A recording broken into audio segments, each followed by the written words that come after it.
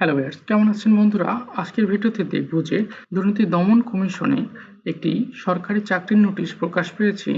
এখানে হচ্ছে 6 আগস্ট 2025। তো চলুন দেখি যে কি রয়েছে পদসংখ্যা। এখানে পদসংখ্যা রয়েছে দুটি। এক নম্বরে আছে কনস্টেবল, দুই নম্বরে আছে অফিস সহকারী। কনস্টেবলের বেতন হচ্ছে 9,000 থেকে 21,800 টাকা এবং পদসংখ্যা রয়েছে 91টি।